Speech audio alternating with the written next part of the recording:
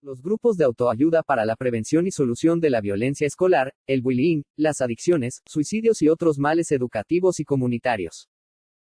Preliminares. Los grupos de autoayudas provienen del campo de la psicología social de los grupos, como técnicas de grupos para el abordaje preventivo y de asistencia de diversas dolencias como las adicciones, el alcoholismo, como Alcohólicos Anónimos, la violencia escolar, bulimia, anorexia, falta de límites, caída de valores, problemáticas emocionales en la relación docente-alumno, entre otros. En pocas palabras, los grupos de autoayuda posibilitan un espacio grupal de verbalización, apoyo y contención ante las dificultades existenciales en la escuela y la comunidad, así como en el ámbito virtual como grupos virtuales, con su coordinador virtual. Como se originan en la teoría de los grupos de autoayuda mutua o grupos de reflexión, se fundamentan en la dinámica de los grupos pequeños como la teoría de los grupos operativos de Pichon-Riviere. De acuerdo con mi propuesta, en el ámbito escolar es posible la reunión de los alumnos con diversos tipos de dificultades, para leer, escribir, calcular, problemas de conducta, potenciales adictos, problemas en la relación docente-alumno, problemas emocionales como depresión, angustia, inseguridad, falta de orientación vocacional, etc. En un grupo pequeño, junto a la coordinación del psicólogo social o especialistas afines. También, la siguiente propuesta se orienta a capacitar a los docentes respecto de las nociones elementales sobre la dinámica de grupos de los grupos de autoayuda o grupos de reflexión. Se podría objetar que la coordinación de tales grupos requiere de un especialista, aunque el enfoque pedagógico de los problemas posibilita un espacio alternativo a los profesores para los casos difíciles en la escuela. Los grupos de autoayudas en la escuela, la comunidad y en la web. Según lo anterior, cualquier docente capacitado en técnicas pichonianas y con una motivación especial, puede reunirse con los alumnos y dialogar sobre los problemas en un clima de democracia escolar, valoración y comprensión mutuas. Desde ya, los docentes poseen en su currículum de formación muchas materias de formación respecto de la dinámica de los grupos, los trastornos adolescentes, orientaciones, prevenciones, etc. Lo único que intento aportar es que, es posible potenciar tales ideas previas junto a su aplicación a los grupos de autoayuda para mejorar la educación y prevenir hechos de violencia escolar y todo tipo de dificultades escolares. Los problemas escolares típicos. Desde un enfoque dialógico y por consecuencia, otorgando la palabra al alumno, se buscará la exteriorización de las diversas problemáticas y la búsqueda conjunta de las soluciones posibles. Por otro, la siguiente clasificación no posee fines de etiquetajes ni de estigmatizaciones indebidas, sino solo categorización de los grupos y sujetos para adentrarnos en las biografías personales con las posibilidades de resolución. Las problemáticas más comunes son las siguientes. Alumnos con dificultades específicas de aprendizajes, problemas para leer, calcular, escribir, comprender, escuchar al docente, participar, realizar la tarea, investigar, etc. Alumnos en situación de deserción escolar, en peligro de deserción. Alumnos repetidores, alumnos denominados crónicos. Alumnos con ataques de pánicos ante los exámenes, los temerosos e inhibidos. Alumnos impulsivos y agresivos. Alumnos hiperactivos y desatentos, los inquietos y desatentos. Alumnos con angustia escolar, fobia escolar. Alumnos con baja motivación, abúlicos, apáticos. Alumnos con retraso mental con problemas para comprender textos, leer, calcular, razonar, etc. Alumnos con baja autoestima. Alumnos hipocondríacos, enfermos imaginarios. Alumnos con trastorno obsesivo, compulsivo TOC, los rígidos o inhibidos. Alumnos que se aíslan, tímidos. Alumnos con problemas de adicción. Alumnos con bulimia y anorexia. Alumnos con problemas económicos. Alumnos con caída de valores. Alumnos inmaduros. Alumnos con problemas de depresión. Alumnos con estrés escolar, agotamiento escolar. Otras problemáticas posibles para prevenir o contribuir a modificar son las relacionadas con la edad evolutiva de los alumnos, como el caso de las cuestiones vinculadas con la sexualidad, el embarazo adolescente, el aborto, las CTs, los métodos anticonceptivos, la planificación familiar, el proyecto de vida, orientación vocacional y laboral, métodos de estudios, problemas en la relación de género, discriminación, violencia infantil, inseguridad social debido a la zona marginalizada, problemas familiares que influyen en el rendimiento escolar. Dificultades para conformar la identidad, subaprendizaje, cultura institucional verticalista, entre otras. Todas pueden ser enfocadas desde una orientación dialógica y de escucha comprensiva para los jóvenes en proceso de estructuración constante. Utilidad educativa de los grupos de autoayudas o grupos de mediación. Podemos considerar que las mejoras introducidas por los grupos de autoayuda se resumen como sigue. Posibilita la resolución de las diversas problemáticas como el fracaso escolar. Mejora el rendimiento escolar en términos de razonamiento, pensamiento creativo, lectura y cálculos. Construcción de un sentido de la propia vida. Mejora la conducta y la madurez personal. Disminuye el índice de violencia escolar. Permite la construcción de nuevos valores como la solidaridad, la tolerancia, la cooperación, etc. Aumento de la autoestima personal de los alumnos y docentes. Transforma a los tímidos en sujetos prosociales. Aumento de la pertenencia grupal e institucional. Disminuye el ausentismo escolar. Posibilita la construcción de una cultura dialógica en la resolución de los problemas. Mejora la capacidad para comunicarse, escuchar y ser escuchado, mayor autocontrol emocional. Capacidad empática o capacidad para comprender los pensamientos y sentimientos del prójimo. Mayor habilidad social, etc. Mejor dicho, los grupos de autoayudas permiten solucionar en alto grado las problemáticas enumeradas en este trabajo. ¿Cómo instrumentar los grupos de autoayuda en el aula, taller? Si tomamos como modelo de enseñanza la propuesta del constructivismo, podemos diferenciar diversas etapas de la dinámica áulica. Por ejemplo, la etapa de presentación, el desarrollo y el cierre de la clase. ¿Cómo organizar y utilizar el grupo de autoayuda en este contexto? Podemos proponer diversas opciones. La disposición del grupo debe ser circular para que todos puedan observarse y lograr un control, heterocontrol mutuo, y regulación de la dinámica del grupo. El coordinador debe indicar la naturaleza del grupo de autoayuda, sus objetivos, razones y alcances. Debe presentar el dispositivo de mediación como parte del proceso de aprendizaje e incluso puede que forme parte de la evaluación procesual. Debe buscar en qué momento del mes o semana pondrá a funcionar el dispositivo, el tiempo de duración, que puede oscilar entre media hora a 2 horas según los problemas, y una imagen aproximado de cómo funcionan las cosas en un grupo de reflexión de esta naturaleza.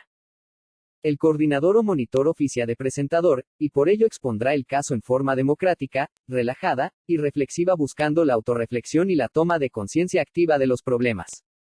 El centro del grupo y cercano al pizarrón podrá servir para las dramatizaciones en los casos en que existan alumnos que desean dramatizar.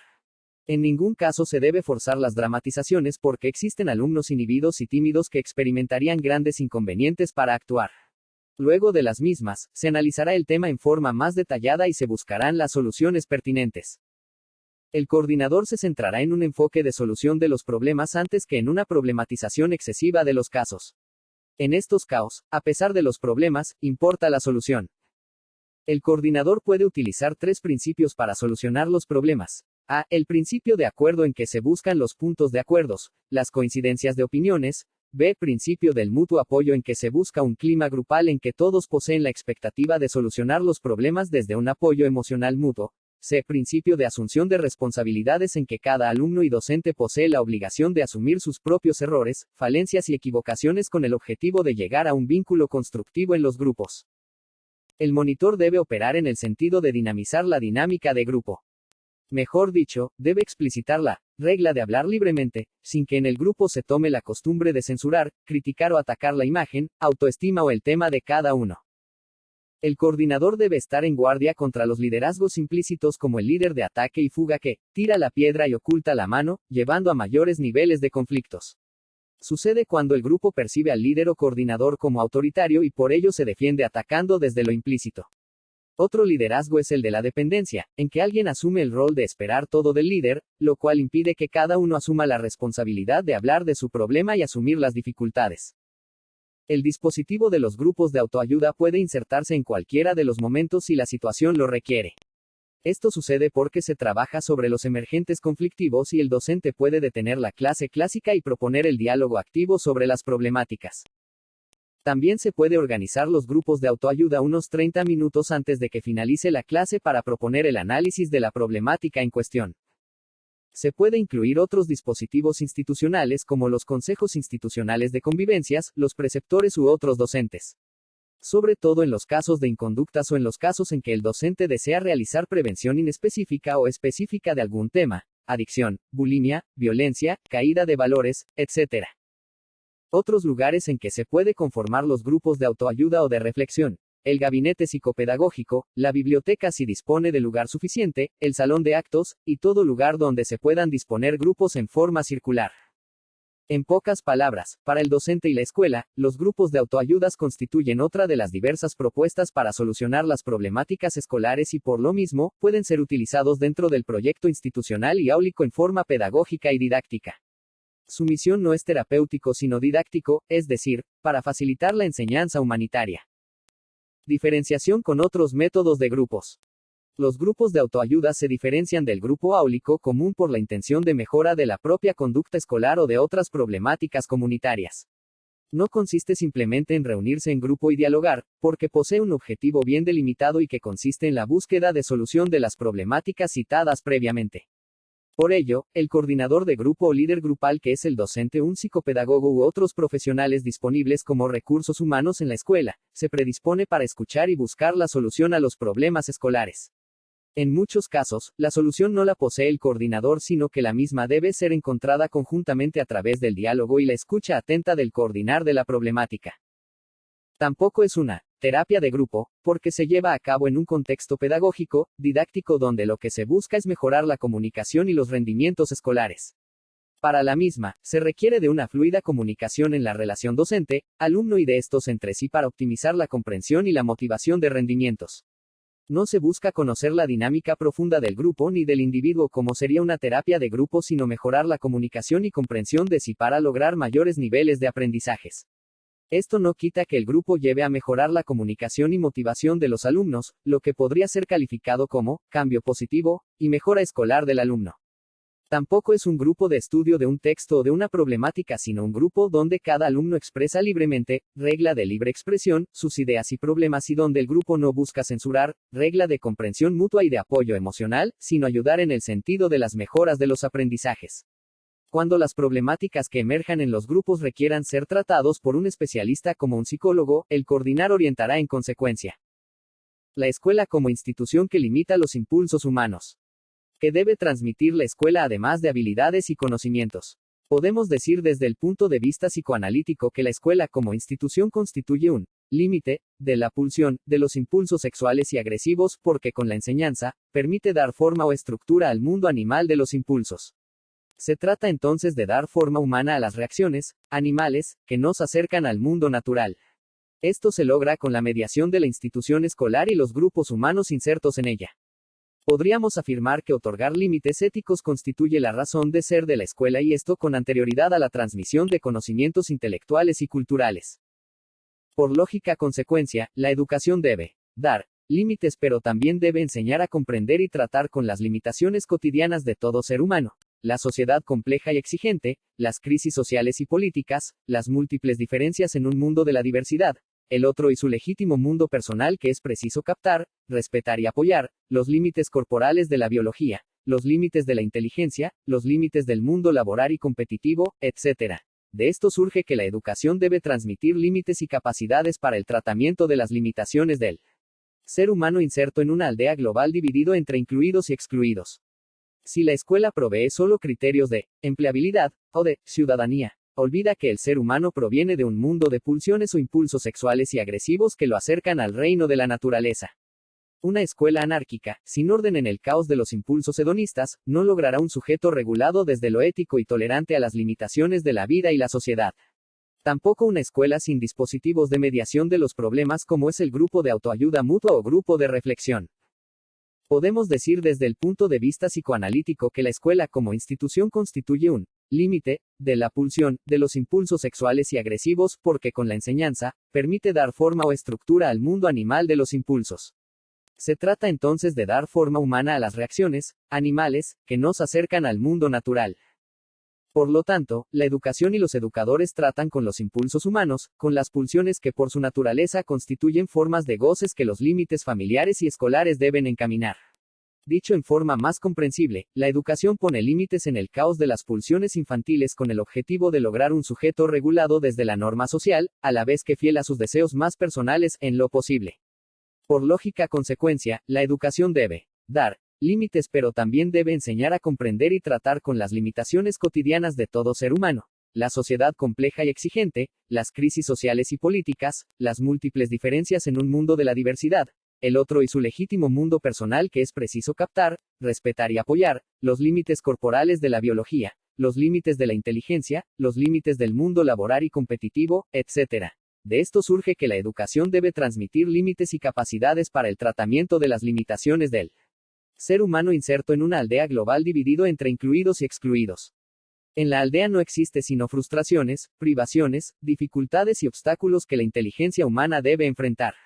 Si la escuela provee solo criterios de empleabilidad o de ciudadanía, olvida que el ser humano proviene de un mundo de pulsiones o impulsos que lo acerca al reino de la naturaleza y animal.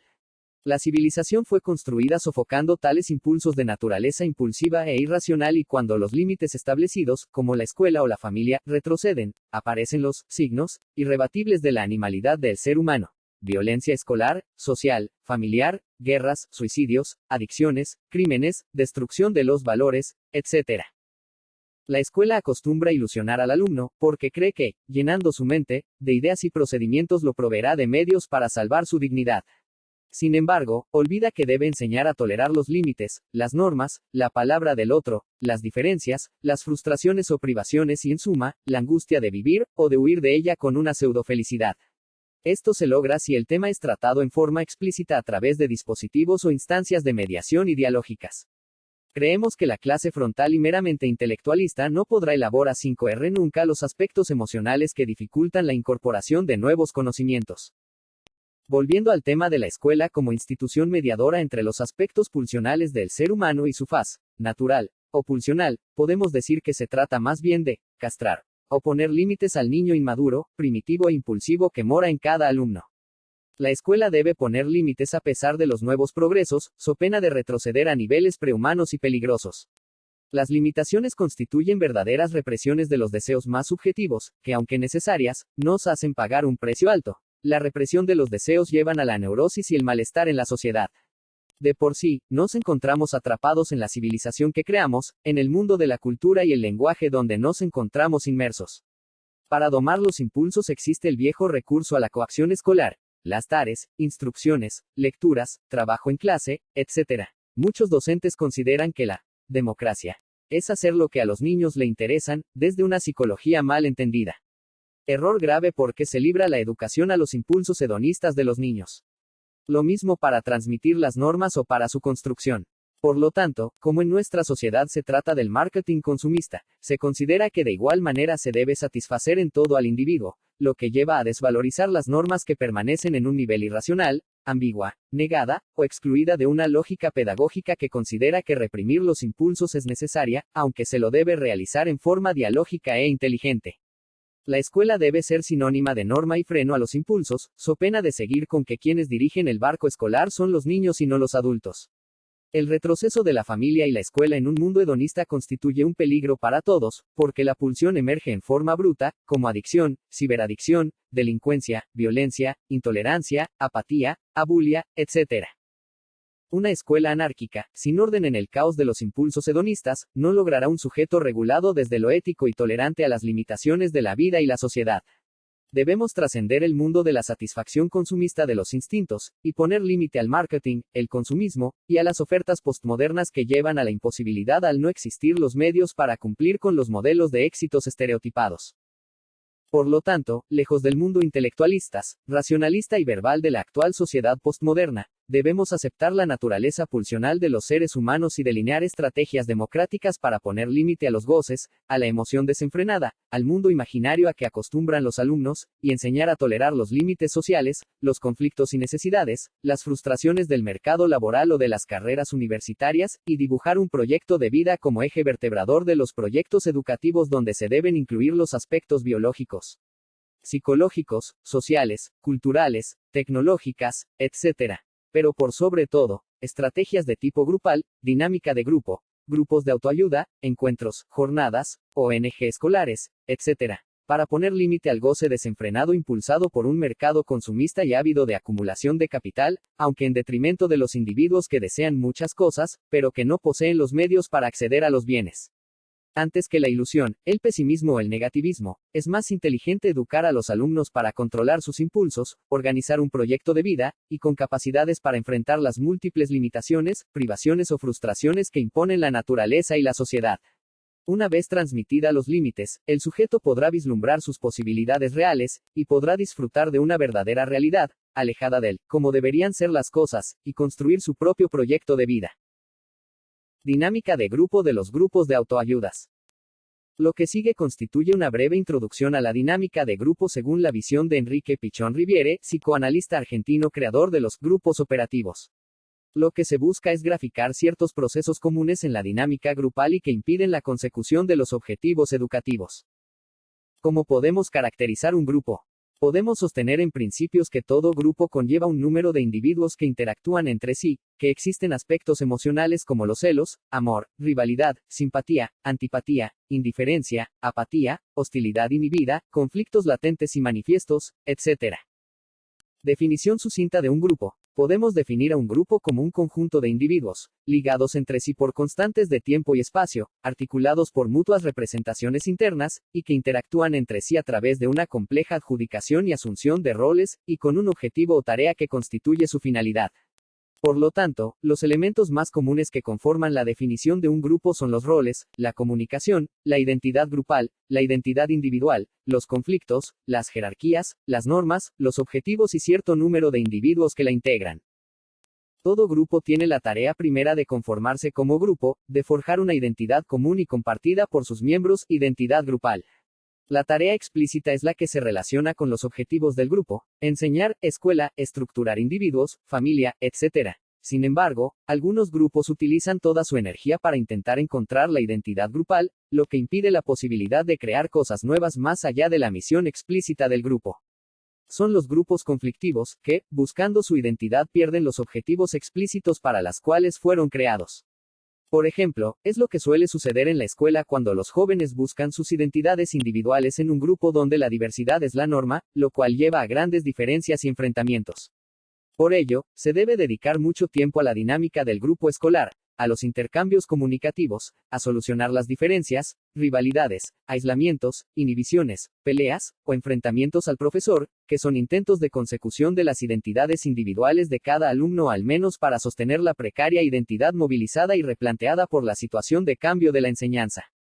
Esto significa que lo más importante no es el contenido como cree la pedagogía conductista, sino los aspectos afectivos, la identidad de cada uno y su sostén en un grupo que de un momento a otro cae en lo imaginario, es decir, en un juego de imágenes desligado de los objetivos reales del grupo. Por ello, la mediación del grupo y la observación de su dinámica, constituye uno de los móviles principales de la pedagogía, so pena de ignorar que lo que se juega en la escuela no solo la transmisión de saberes, sino la reestructuración de la identidad del joven y su consolidación. Otra cuestión crucial es que el proceso grupal debe ser interpretado desde una lectura atenta para lograr una mejor instrumentación del propio rol. Por ello, un grupo cumple muchos roles, además del rol formal o misión explícita. Su misión explícita será cumplir la tarea, pero, merced al proceso grupal implícito, las simpatías, antipatías o indiferencias entre los miembros del grupo, la búsqueda de identidad grupal como objetivo grupal implícito, puede cumplir roles como el de grupo saboteador, grupo líder, grupo resistente a la tarea, grupo competitivo, etc. Es el conflicto eterno entre el ser, identidad grupal e individual, y el hacer, tarea explícita. La consideración de estas cuestiones facilitará al coordinador de los grupos de autoayuda a mejor puerto. El coordinador de grupo debe considerar que un grupo es móvil en alto grado, pero también se puede volver repetitivo y resistente al cambio. Pasa así, de situaciones cooperativas a competitivas o a situaciones individualistas. Son los momentos en que debe delinear la naturaleza del rol de la escuela, del rol docente, enseñar, del rol de alumno, estudiar, desde un discurso democrático.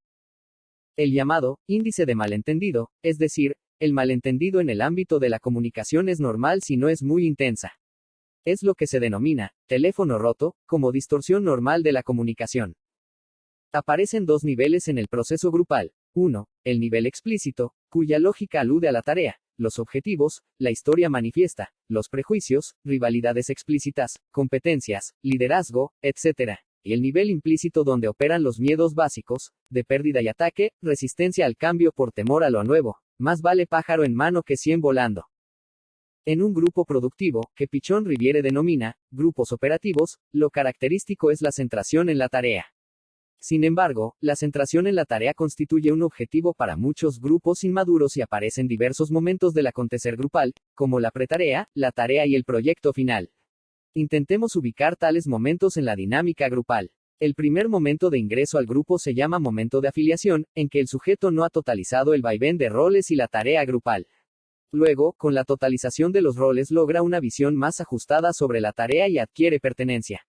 La pertenencia surge al compartir la identidad común de los integrantes. La cooperación deviene en un tercer momento e implica un centrarse en la tarea según los objetivos explícitos del grupo. La pretarea se debe a motivaciones subjetivas que invaden el campo de la tarea, donde predomina la falta de asunción responsable del rol, la resistencia al cambio. Su origen radica en los miedos básicos inherentes al psiquismo humano, el miedo a la pérdida de lo ya logrado y el miedo al ataque en la nueva situación desconocida. Esto conduce a los estereotipos o vicios repetitivos que frenan la tarea de aprender. Constituye un rol crucial el de coordinador del grupo o líder grupal cuya función consiste en distribuir, planificar, delimitar, dirigir, señalar o interpretar los desvíos de la tarea. Como tarea principal, el líder debe señalar esta resistencia al cambio y conducir hacia la consecución de la tarea. Es decir, el pasaje de la pretarea a la tarea y al momento resultante, el proyecto grupal, que surge gracias a la operatividad de los roles. El liderazgo más operativo es la que trasciende el liderazgo institucionalizado o líder formal al posibilitar un liderazgo móvil, liderazgo funcional con inversión dinámica de los roles. El liderazgo democrático posibilita movilidad de roles, el respeto al status o jerarquía de cada rol, y el hacerse cargo de la tarea. También permite la consecución de las necesidades personales como la de seguridad, afecto y aprobación, pertenencia y alta productividad. Conduce a comunicaciones con bajo índice de malentendidos. Los problemas son dialogados y predomina un clima optimista y mentalidad de equipo. El grupo se torna operativo, ha dejado la pretarea y enfrenta la situación según los objetivos preestablecidos. Conduce al proyecto grupal según una vuelta de espiral progresivo. La resistencia al cambio es menor y el índice de inseguridad disminuye. Los conflictos de roles, la superposición de roles inadecuados, inmaduros, fuera de lugar, y la supresión de roles, deseo de exclusión del diferente, debidos a competencia negativa deja paso a competencias positivas y sanas. El liderazgo anárquico deja al grupo a su libre arbitrio dificultando la consecución de la tarea. Predomina la desorganización, se pierden los objetivos, la cooperación y aumenta el individualismo y la falta de productividad. El clima grupal es confuso, como reflejo de la confusión de roles. El grupo permanece en pretarea. No hay posibilidad de proyecto grupal ni resolución de la resistencia al cambio y las problemáticas presentadas para su resolución. El liderazgo autoritario se caracteriza por una asunción de roles estereotipados o rígidos, sin reciprocidad cooperativa. Predomina la competencia negativa, la falta de creatividad y la conspiración del silencio, sabotaje de la tarea a través del oposicionismo, resistencias, etc. El clima grupal se torna tenso, frío y, si bien se cumple la tarea, falta creatividad, motivación y satisfacción de necesidades humanas como el reconocimiento, la valoración afectiva y seguridad. Otro liderazgo típico es el líder demagógico, cuya característica es la impostura, el juego superficial de roles y la falta de autenticidad. Conduce al individualismo, sin posibilidad de pasar a climas grupales cooperativos o de competencia sana. Junto a estos roles, aparece el rol de saboteador, es el líder de la resistencia al cambio.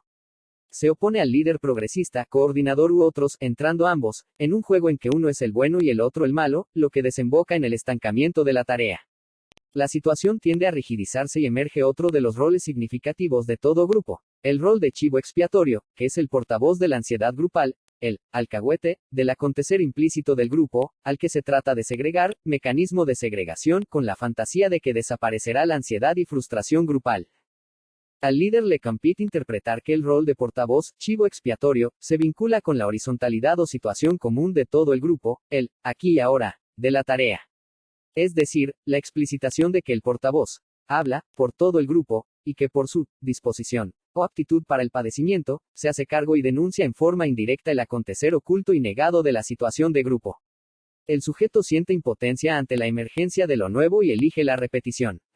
Para ello, instrumenta sus mecanismos de defensas, negación de la tarea, olvido del mismo, tratar aspectos superficiales, idealización del grupo, racionalización o pretextos subjetivos como explicaciones carentes de lógica respecto de la tarea. El control omnipotente o tenaz de la resistencia al cambio y la proyección que consiste en ubicar lo malo en otro, chivo expiatorio que aparece como el culpable de la propia frustración. Una defensa típica es la regresión, que consiste en volver a repetir pautas gratificantes del pasado, que se superponen y frenan la tarea. Pero ante tales defensas patológicas, la sublimación aparece como creatividad, donde se transforman las tendencias egoístas en fines socialmente valoradas como la productividad grupal. La emergencia normal de estas defensas lleva a su resolución en función de la tarea, pero si se tornan rígidos, aparece la pretarea y se dificulta el pasaje a la tarea y el proyecto grupal. Es fundamental el señalamiento o interpretación de los roles que no se centran en la tarea y los subgrupos que entran en alianzas, con objetivos que carecen de lógica respecto de la tarea. Esto conduce a situaciones de rivalidad, aislamiento y conflictos. Entran en escena los dilemas, donde un sí y un no se contraponen. Es papel del líder el señalar estas alianzas de los roles informales y ocultos y sus efectos sobre la tarea explícita. La situación de conspiración contra la tarea es constante y es deber del líder interpretar tales motivaciones que generan resistencia al cambio. Solo así es posible pasar del reino de la pretarea y su falta de productividad, al reino de la realización plena de la tarea con vistas a un proyecto grupal e institucional compartido. Instrumentos técnicos auxiliares. El psicodrama, la mediación, la teoría de la comunicación humana. El psicodrama pedagógico, didáctico. Intentaremos caracterizar el psicodrama como instrumento pedagógico en los grupos de autoayuda. Simplemente, consiste en lo que los docentes denominamos dramatización o juego de roles, para posibilitar una mejor comprensión de los problemas escolares y en los casos en que sea posible dramatizar y conversar sobre lo dramatizado. En principio, podemos afirmar que el psicodrama fue construido por el psicólogo rumano Jacobo Levi Moreno, 1902-1974, desde una nueva mirada establecida hacia el teatro griego. El psicodrama posibilita una expresión emocional a la vez corporal y verbal, lo que lleva a la toma de conciencia de cómo es cada uno en función del tema, los demás, gracias a la dramatización, el entrenamiento de la espontaneidad y los juegos de roles. Se busca recuperar las sensaciones, sentimientos o vivencias antes que los aspectos simplemente intelectuales del aprendizaje. La dimensión verbal, lo simbólico, queda incorporado en la acción del psicodrama. El psicodrama se realiza en situación grupal porque los verdaderos aprendizajes nacen en el seno de un grupo y deben resolverse en el grupo. En el grupo se encuentran los fundamentos del aprendizaje y reaprendizaje de la realidad. Los elementos del psicodrama. En forma sucinta, abarcan el director o profesor, en este caso, el protagonista, el escenario, el yo auxiliar, y el grupo participante. El protagonista es el autor principal de la dramatización y puede ser un individuo o el grupo toda. Protagonista viene de protos agonos, o quien primero agoniza, el que primero se ofrenda. Es un emergente grupal, surge como resultado de la interacción. El protagonista es un autor y actor al proveer el material de la dramatización. Al jugar su rol se transforma en autor principal alrededor del cual gira toda la dramatización. Se le pide que represente su mundo en un marco de libertad, porque nadie conoce su mundo como él mismo. Es imprescindible un buen caldeamiento, ver más adelante. Si carece de espontaneidad, pueden actuar los yo auxiliares para auxiliarlo, junto a diversas técnicas como el precalentamiento, el soliloquio, monólogo respecto de la propia problemática, la autopresentación en que el sujeto se presenta a sí mismo, su grupo escolar o su familia, etc. Técnica del doble donde el yo auxiliar representa al paciente, la inversión de roles o asunción del rol del otro. Técnica del espejo donde el yo auxiliar actúa como si el protagonista no estuviera presente, posibilitando que éste se observe a través del otro. Improvisación de fantasías, etc. El protagonista es estimulado por el director para que actúe sus fantasías, ilusiones, pensamientos, etc. El protagonista, por su parte, actúa, dramatiza sus conocimientos en lugar de verbalizar. Propone una escena que puede ser una situación actual o sucesos de los pasados, reales o fantaseados. El protagonista debe quedar envuelto y comprometido en la dramatización. No basta con la puesta en escena, es necesario su compromiso afectivo y emocional. Se le permite la concretización o realización simbólica de sus fantasías, temores, angustias, etc. Como en una pantalla, sobre el grupo, proyecta contenidos fantaseados, contenidos en su memoria emocional. Esto permite que el aprendizaje abarque la dimensión humana o afectiva junto a su elaboración. El alumno no está compuesto simplemente ideas, intelecto, ideas previas, o cognición, porque el grueso de su saber es básicamente emocional. El director de escena, otros roles pueden ser como el de preceptor, los miembros de gabinetes, etc. junto a los yo auxiliares, integran el equipo de trabajo o de enseñanza. Su función radica en facilitar la dramatización para conocer los conocimientos subyacentes del protagonista, buscar soluciones, desarrollar la espontaneidad, la sensibilidad y roles en forma gratificante. Es el coordinador natural del grupo de psicodrama y labora con técnicas como el caldeamiento, buscando sensibilizar para posibilitar la aparición del protagonista o de una situación protagónica. Debe diferenciar las escenas más convenientes para dramatizar, buscando la comprensión del problema. El director de escena es quien imparte consignas a los yo auxiliares para que jueguen determinados roles. Uno de sus objetivos consiste en conducir al protagonista y al grupo todo a una auténtica catarsis de integración. Si la situación lo requiere, puede asumir otros roles como el de protagonista o yo auxiliar. Debe actuar con la disociación instrumental, es decir, observando la situación y actuando en su rol, lo que le permite evitar la contaminación de la situación con las proyecciones de su drama personal. Durante el compartir o cierre de la clase, participa como otro integrante más y no haciendo cargo al grupo de su conflicto personal. Es deber del director, desentrañar las dificultades de aprendizaje de cada alumno y del grupo todo. Esto lo lleva a la formulación de hipótesis o interpretaciones cuya comprobación investigará a lo largo de la escenificación. El yo auxiliar. Es el auxiliar del yo del protagonista.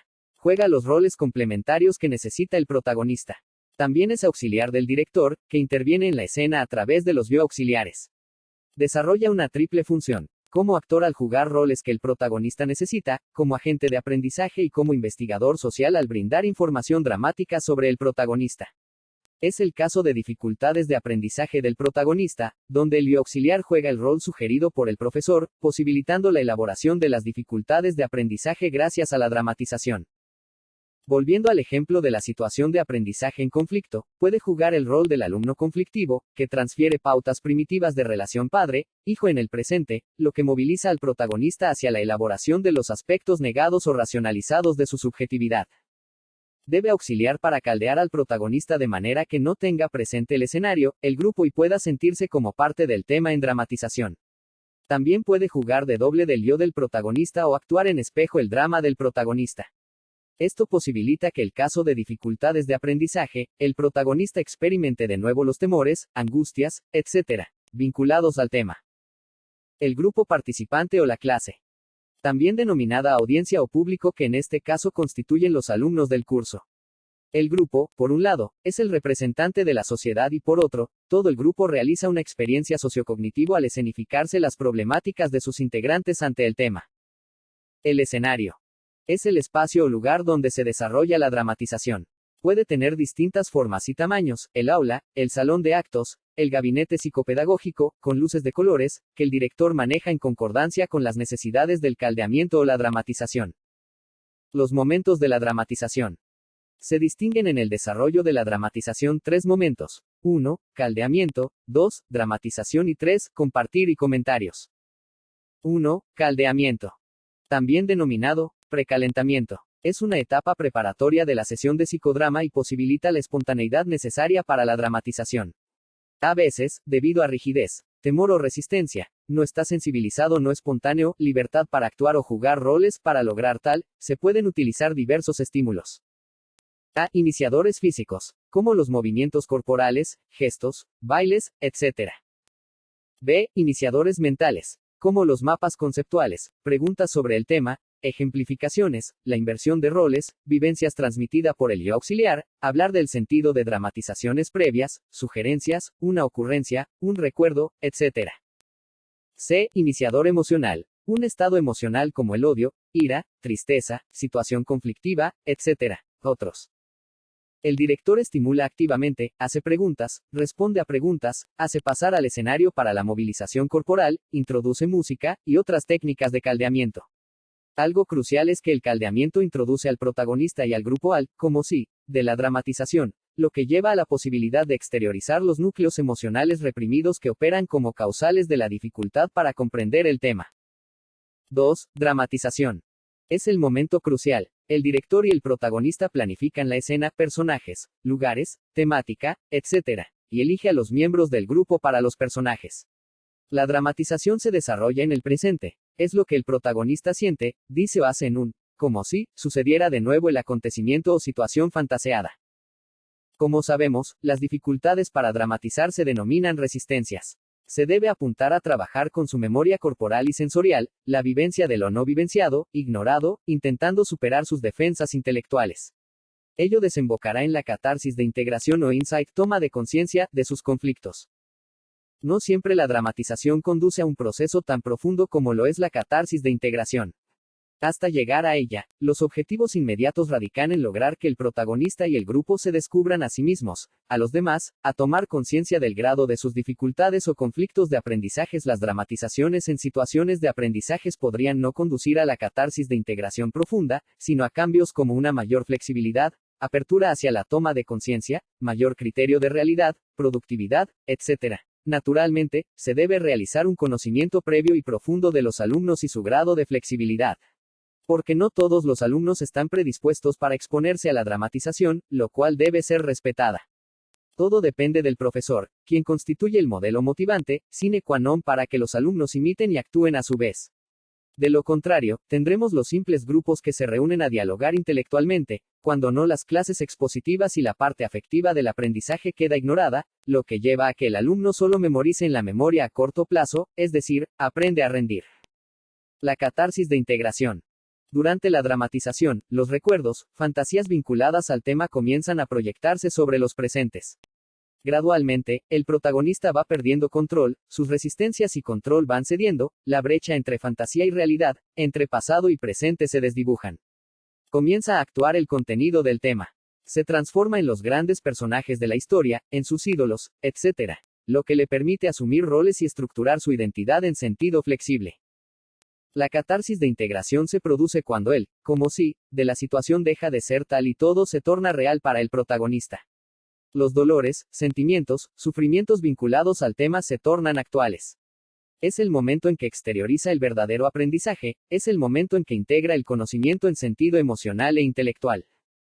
La catarsis de integración no consiste en una simple abreacción o descarga emocional. Se trata de un proceso que comenzó con el caldeamiento y la dramatización que condujo a que él descubra cuánto aprendió. Descubre los orígenes de sus males, de sus limitaciones. Ahora, por fin, lo puede expresar con todo su cuerpo o su palabra. Ha logrado con esto, descubrir, cómo es él verdaderamente, cómo siente, cómo considera a los demás. Ha hecho un proceso de desestructuración y reestructuración denominado catarsis de integración. Si comparamos este proceso con quienes sostienen un enfoque, intelectual, e individual del aprendizaje, veremos cuán limitados son las ideas intelectualistas. 3. Etapa de compartir y comentario. La dramatización ha culminado y el grupo se reacomoda en rueda grupal.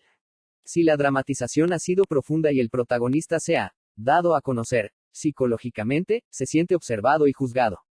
Los demás participantes, el coordinador, los auxiliares, y el grupo solo queda la opción de, igualmente, darse a conocer, psicológicamente cada uno, devolviendo al grupo todo, las vivencias personales de la situación. Pero también es un devolverse a sí mismo, desde una toma de conciencia fructífera, que provoque cambios intelectuales y emocionales. Todos, van a compartir lo vivenciado junto con el protagonista. Este es el momento de mostrarse, de exponerse. Agreguemos también que no siempre la dramatización requiere ser verbalmente compartida en forma explícita. Si la regresión y la catarsis de integración ha sido profunda y el protagonista y el grupo han vivenciado y tomado conciencia, poco pueden agregar las palabras. El grupo, en estos casos, ha compartido tácitamente y no hacen falta comentarios. Los grupos de autoayuda como instancias de mediación. Los grupos de autoayudas no consisten en grupos complicados o difíciles de sobrellevar. Consisten simplemente en instancias de mediación donde la palabra y los objetivos en común resaltan en primer término. Lo que se busca es que el alumno reanalice alguna de sus actitudes en un grupo, continente, y de apoyo emocional para la toma de conciencia de las propias dificultades. Muchos pueden criticar el dispositivo como imaginario, aunque la experiencia con alumnos de secundarias y del nivel adulto han demostrado que los grupos en sí mismos constituyen instancias de cambio de los aspectos actitudinales, requisitos imprescindibles para que se lleven a cabo aprendizajes positivos. Por lo tanto, consideramos que los grupos de autoayudas constituyen mediadores grupales de los problemas y que la problematización de los inconvenientes desde una coordinación democrática lleva a buenos puertos. Por lo común, el docente suele ser quien opere de mediador y moderador de los conflictos escolares y esto torna difícil una sana convivencia porque los alumnos suelen transferir roles autoritarios a quienes marcan los límites. Claro que el rol docente implica lo anterior, aunque consideramos como más positivo que un grupo opere como mediador porque en situación grupal es más fácil cambiar las actitudes. Someterse al grupo, exponer la propia problemática en forma libre, donde la disposición circular del grupo hace que todos sean simétricos, con un rol docente de mediador y de orientación comprensiva, pueden llegar a construir valores como la tolerancia y una cultura donde el otro existe, tiene derechos y es imprescindible que se lo reconozca. Por lo mismo, y sin negar el rol normativo de todo docente, consideramos que las fuerzas de grupos posibilitan un cambio de la conducta. Los viejos experimentos del psicólogo social Salomón Asch demuestran que la conformidad a los criterios de un grupo se operan gracias a la presión del grupo, y si a esto le sumamos el rol docente, podemos considerar que se construirán vínculos más tolerantes, democráticos y sanos. Esto no se puede lograr si no se considera el diálogo como el instrumento principal de la mediación escolar. Luego se utilizarán los acuerdos de convivencia y la normativa, aunque sin un derecho represivo, y considerando el derecho restitutivo, para considerar el error y la equivocación como parte del proceso de aprendizaje. En conclusión, podemos considerar a los grupos de autoayuda o de reflexión como mediadores interactivos de los procesos escolares y sus problemáticas. Como toda situación grupal, posibilitan una pertenencia y una identidad, donde los otros ofician de controles del propio descontrol emocional o intelectual, donde la desatención en clase es elaborado y debatidos por todo, llevando a cambios verdaderos, donde los problemas de comprensión son elaborados en sus causas reales y no solo culpabilizando al docente, etc. En una época de relativismo, intolerancia, faltas de límites, caída de valores, y un hedonismo pragmático, debemos construir nuevas instancias de mediación y participación para posibilitar una cultura adolescente con valores compartidos y una identidad menos egoísta. Enfoque sistémico de la comunicación en los grupos de autoayuda. Vamos a considerar aspectos de un breviario sobre psicología social sistémica, donde consideramos la comunicación como sigue. En principio, la palabra comunicación proviene del latín comunicare, y significa volver común, intenciones y deseos. El circuito total de la comunicación abarca el código, el emisor del mensaje, el receptor que decodifica, junto a la retroalimentación o feedback del emisor respecto de su mensaje, resultado o retorno del mensaje. Esto permite que la comunicación sea circular y no meramente unidireccional como en la información o transmisión de mensajes. En la comunicación humana, el código común entre el emisor y el receptor es central para evitar malentendidos, poseer idiomas, conocimientos, intereses y expectativas comunes, etc.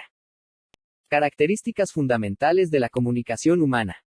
La imposibilidad de no comunicar. Toda conducta, individual y social, constituyen una comunicación.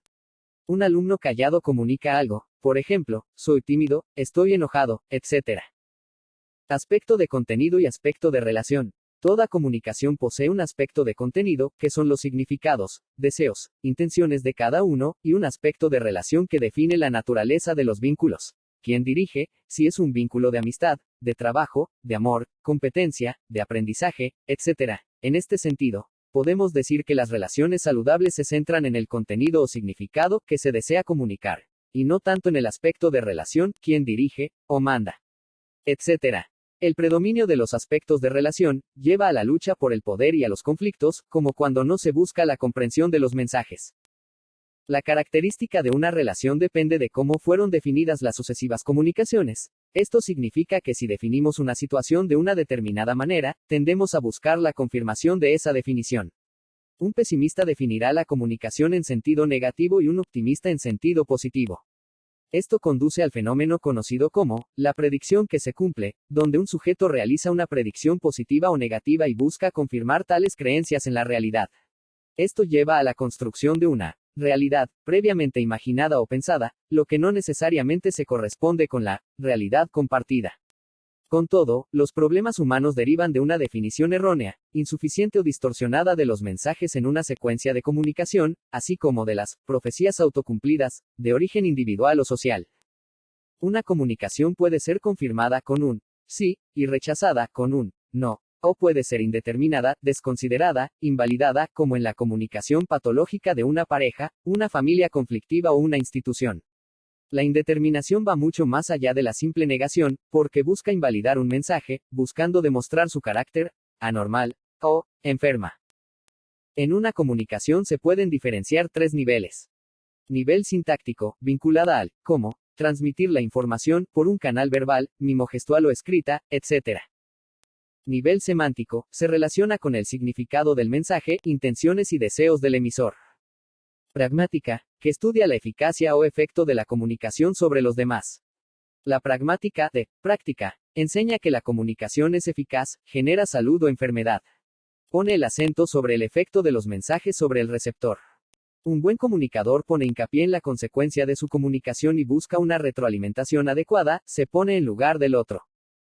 Desde un enfoque abarcativo, se debe considerar la comunicación interindividual como un sistema, en contraposición al enfoque reduccionista de considerar únicamente el funcionamiento mental, creencias, pensamientos, fantasías, etc. de una persona.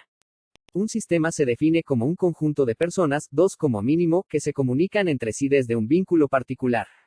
Cada sistema de comunicación posee sus reglas del juego, o modo habitual de comunicarse, como son las pautas repetitivas. La disfunción se ubica a este nivel. Así, en un grupo, la regla o acuerdo implícito puede ser que ante la ansiedad producida por un futuro examen, los alumnos se tornen dependientes y quejosos. O que ante un profesor exigente, la norma implícita es ignorar o negar la tarea en forma compartida e implícita en el grupo. O en los casos de conflictos entre el docente y el alumno, cada uno asume el rol de bueno y el otro el malo, en un juego sin fin, que requerirá la puesta en marcha de una reflexión grupal.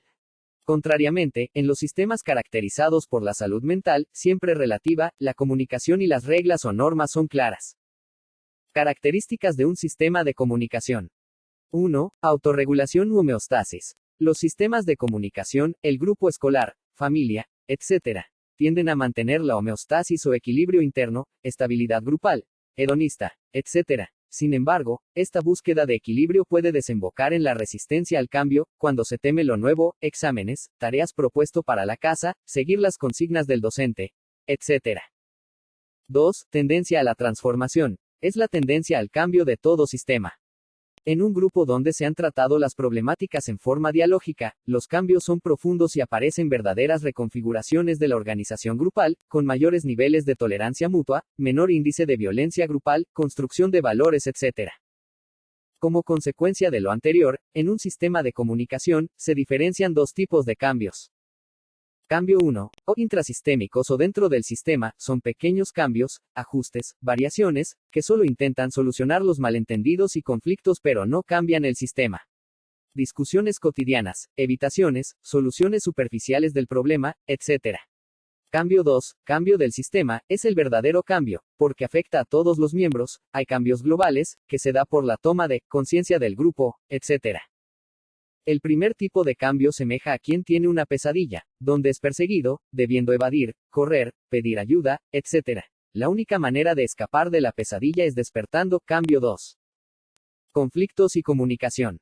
Podemos enunciar en principios que los conflictos en la comunicación se deben a desacuerdos en la definición de los hechos. El problema cotidiano de todo ser humano se resume en el intento siempre renovado de definir y redefinir cada situación según los propios deseos. Los contendientes luchan por imponer su punto de vista. La comunicación es flexible si se accede a una definición compartida. De lo contrario, aparecen las relaciones insostenibles, que son por definición conflictivas y pueden desembocar en las escaladas competitivas, guerra más o menos abierta entre todos, que lleva a anular al adversario. La escalada competitiva se da entre iguales, y su solución depende de introducir la escalada complementaria, donde aparecen roles complementarios, padre, hijo, maestro, alumno, patrón, obrero, etc. La tolerancia e interdependencia mutua. Por ejemplo, en una empresa pueden competir todos contra todo, hasta que alguien recuerda las diferencias de roles y estatus, jerarquías, lo que permite regular las relaciones humanas. Lo que se debe evitar, la comunicación patológica o doble vínculo. La comunicación patológica se caracteriza por el predominio del doble vínculo o comunicación contradictoria, dobles mensajes, que tiene por efecto alteraciones de la identidad, conflictos, rupturas, etc. Dificulta la capacidad de diferenciación porque la comunicación se da en varios niveles, por ejemplo, en el nivel verbal se afirma algo que es negado en el lenguaje corporal. Por ejemplo, yo los aprecio, dicho en un tono casi despectivo. Imposibilita diferenciar entre un chiste, una fantasía, o si un mensaje es literal o metafórico, sentido figurado. Las características principales del doble vínculo son: 1. Un vínculo de dependencia, material y afectiva, respecto del otro. 2. En este vínculo, se emiten mensajes opuestos o contradictorios entre sí. 3. Imposibilidad para escapar del lugar y se prohíbe la percepción de la contradicción. Si lo intenta es calificado o rotulado como tonto, trastornado, o incluso castigado, etc. El ejemplo del padre que enseña la moral, el bien y el mal, a su hijo, pero cuando éste le dice que un vecino pide prestado algo, le responde, dile que no estoy. Es cuando el hijo va y le dice al vecino, dice mi papá que no está. Otro ejemplo es del docente ansioso. 1. Inconscientemente es hostil hacia el alumno y retira permanentemente los afectos positivos. 2. Esto le provoca culpa y se ve obligado a simular ternura. 3. El alumno está atrapado en este vínculo contradictorio y, pierde, haga lo que haga. Si interpreta el mensaje en forma correcta, si capta la hostilidad docente, es castigado, en forma verbal o gestual, si interpreta en forma incorrecta, también es castigado, se porta mal. Luego se lo rotula y consulta al gabinete psicopedagógico, al preceptor u otras autoridades, con la consecuencia de dañar severamente la comunicación con el alumno. Adaptado de Psicología Social Sistémica, Breviario. Cómo mejorar la comunicación en los grupos de autoayuda. En los grupos escolares, una fórmula original consiste en proponer que es mejor escuchar para comprender el mensaje, comprensión del punto de vista del emisor, su marco de referencia, lo que no significa que se comparta el punto de vista antes que la crítica destructiva. Lo común es que el oyente tienda a valorizar o juzgar en forma negativa y esto lleva a la descalificación y el malentendido. Una buena comunicación se da cuando el emisor y el receptor se retroalimentan respecto de sus mensajes, como cuando uno repite las mismas palabras del otro para captar el mensaje o se retroalimenta al otro con actitudes y gestos de que se comprendió el mensaje. Se debe entrenar al grupo para que cada emisor aprenda a presentar sus argumentos en forma lógica, ordenada y considerando las características del receptor. Es necesario pensar antes de hablar para tener claro el mensaje y sus efectos sobre el receptor. Las personas escuchan lo que desean escuchar. Por esto, la verdadera clave de toda buena comunicación consiste en ponerse en el lugar del otro, inversión de roles. Transferencia, resistencia e interpretación en los grupos de autoayuda. Intentaremos un estudio reflexivo respecto de la transferencia, la contratransferencia, la interpretación y respecto del rol del coordinador de los grupos de autoayuda. La transferencia constituye un concepto nodular debido a que su utilización adecuada conduce a una solución adecuada de los problemas de comunicación y de aprendizajes en los grupos escolares. Podemos definir a la transferencia como una repetición de prototipos infantiles o modelos de relación incorporados en la familia y que se reactúan en el marco escolar y son vividas con marcado sentimiento de realidad. Los demás integrantes del grupo son insertados en una de las series psíquicas que el sujeto tiene ya preformado. Son prototipos, imagos del padre, la madre, el hermano, temidas o amadas. De esta manera, los alumnos pueden transferir sus modelos de relación con los padres sobre el vínculo actual con el docente. Esto lleva a una falsa conexión, distorsión y conflictos que requieren ser elaborados señalando la verdadera naturaleza de la situación educativa. Podemos distinguir dos formas básicas, la positiva o sentimientos de ternura y las hostiles. Cuando el alumno actúa en sentido negativo, oposicionista y conflictivo, estamos en presencia de la transferencia negativa. En este momento, el coordinador debe interpretar que el grupo se reúne para elaborar las problemáticas, acudir a la parte madura de la personalidad, al sentido de realidad y a la necesidad del diálogo y consenso sobre los temas. Esto ayuda al alumno a volver sobre los carriles del sentido de realidad y el aprendizaje. Lo más llamativo de la transferencia es que el alumno intenta estructurar un escenario de acuerdo con modelos infantiles y arcaicos, como la dependencia infantil del docente, que debe asistir y otorgar premios y satisfacciones, antes que exigencias para estudiar. Por lo tanto, la transferencia estructura el conjunto de la cura según un prototipo infantil. Constituye un obstáculo básico que se opone al diálogo sincero, aunque una vez orientado hacia el sentido educativo de la situación escolar, puede ayudar a mejorar la propia conducta y la visión de los demás. El alumno prefiere actuar en vez de rememorar o hablar sobre su problemática y se desencadena en el mismo momento en que están a punto de develarse contenidos importantes sobre los problemas. En otros términos, la transferencia permite captar instatus nascendi los elementos del conflicto infantil e inmaduro del educando y el docente debe aprovechar para confrontar al sujeto con sus deseos y fantasías inconscientes que, como ya lo dijimos, remiten a modelos familiares de relación, como el autoritarismo de los padres, indiferencia, maltrato emocional, celos, envidias, competencia negativa, etc., que dificultan la centración en los aprendizajes. Es el terreno en el que debe obtenerse la victoria. Pero es una tarea difícil e impone al docente coordinador un duro trabajo. La transferencia se pone al servicio de la resistencia. El sujeto no puede recordar todo lo inherente a sus problemas o no lo quiere verbalizar, por ello repite lo reprimido, como experiencia vivida actualmente. Se debe presionar la mayor cantidad de contenidos hacia el camino del recuerdo para abandonar la repetición. Dijimos que los miembros del grupo se resisten a recordar los contenidos afectivos importantes que le impiden una mejor relación de aprendizaje, lo que se denomina resistencia, por el cual el yo renueva las represiones que dieron origen a sus dolencias. En el grupo, la resistencia es sobre todo para enfrentar la tarea y para hacer consciente las defensas y ansiedades subyacentes que dificultan la elaboración de la tarea consistente en aprender, etc. Por último, debemos decir que lo que se transfiere en la cura no son pautas efectivamente vividas, como si fuera una repetición literal, sino hablamos de la fantasía y la realidad psíquica, por lo tanto, lo que se escenifica se vincula con lo fantaseado antes que con acontecimientos reales. Debemos adoptar la fórmula de que la resistencia es la transferencia, aunque se diferencian, como ya marcamos hace un momento, de que la transferencia se pone al servicio de la resistencia impidiendo la elaboración o integración grupal. La resistencia es lo que obstaculiza el trabajo grupal y la posibilidad de simbolizar los significantes o formaciones del inconsciente que aparecen en la situación grupal. ¿Por qué sucede esto? Porque reemplaza la rememoración por la repetición y se presenta como transgresión de las reglas grupales respecto de la obligación de enfrentar la situación, resolución de la tarea, mejorar el aprendizaje, aprender a escuchar, etc. Sobre todo, es en la transferencia negativa donde se juega contenidos importantes porque apuntan al coordinador como agente de cambio de la situación grupal. En suma, la transferencia pasa de obstáculo a motor de la elaboración de la situación grupal. Contratransferencia en situaciones grupales. Es resultado de la influencia del grupo y algunos integrantes del grupo sobre los estados emocionales del coordinador que pasa a vivenciar diversas clases de emociones como seguridad, inseguridad, ansiedad, preocupación, inquietud, amor, odio, hostilidad, miedo, etc. El coordinador debe guiarse por sus propias reacciones contratransferenciales para interpretar los problemas emergentes en sentido más realista.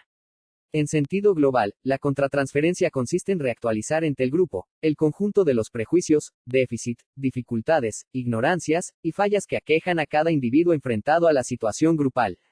El dominio de los aspectos emocionales y deficitarios se logra en forma gradual con el correr de los tiempos. En pocas palabras, el coordinador debe vigilar sus propias reacciones emocionales o pena de caer en un descontrol emocional y dejar al grupo librados a las fuerzas irracionales e inmaduras que lo aquejan y que nosotros observamos como problemáticas escolares. Partimos de que toda situación grupal ofrece resistencia. El grupo configura su líder resistencial que puede ser un animador. Es el iniciador y a la vez portavoz de la resistencia común, es decir, de la defensa común del grupo ante las ansiedades persecutorias, miedo al ataque, y depresivas, miedo a la pérdida de lo ya logrado por sentirse incapaz de enfrentar nuevas situaciones promovidas por la situación de aprendizaje y sus exigencias. Tal líder resistencial no aparece como el enemigo perturbador, sino como portavoz, como agente de la resistencia al cambio implícito por la alianza implícita. Esto, aun si posee una personalidad paranoide y se lo viva contransferencialmente como perturbador. ¿Qué debe hacer el coordinar ante esta situación emergente? La interpretación de la situación en términos de las obligaciones escolares, los objetivos de cada materia, del rol de alumno y del docente, de las metas comunes y de la necesidad de madurar en sentido de la responsabilidad transforma este rol regresivo en el agente de cambio, del progreso. La interpretación de la problemática en los grupos de autoayudas. En los grupos de autoayuda, la interpretación apunta a la solución de los desacuerdos y conflictos y consiste en encontrar los puntos de consenso o acuerdos entre las partes para cumplir los objetivos de la escuela y de las expectativas de cada sujeto. Mejor dicho, la interpretación consiste en la comunicación hecha al grupo y a los integrantes, con miras a hacer accesible el sentido latente de la situación grupal en términos de comunicación grupal y el grado de rigidez de los intercambios comunicativos. La comunicación de la interpretación es por excelencia el modo de intervención del coordinador. En otros términos, el coordinar interpreta al alentar a hablar, explicar un concepto, motivar, delinear objetivos, ser comprensivo, otorgar apoyo emocional y brindar límites éticos, sugerir, definir los hechos según la lógica de las situaciones, etc. Aunque todas ellas puedan adquirir valor interpretativas. Sobre el rol del coordinador de los grupos de autoayudas. Cabe aclarar que si el coordinador o monitor es un psicopedagogo, un psicólogo o un trabajador social, ya posee en su formación básica los conceptos fundamentales sobre la dinámica de grupo, como la transferencia, resistencia, interpretación, coordinación, etc. Si redundamos es para aquellos futuros coordinadores que poseen una mínima formación psicológica de los grupos. En cuanto al monitor o coordinador, su rol es esencialmente simbólica, porque él es el portador de la ley como el orden simbólico, reglas. Es quien recuerda las normas, los límites éticos y los ideales valorativos de la sociedad. Además, su función en la dinámica de grupo es para animar, hacer avanzar, impulsar el decir algo, dirigir u organizar, para que los participantes encuentren una nueva definición de los hechos, aunque en forma más operativa. Marketing de los grupos de autoayuda.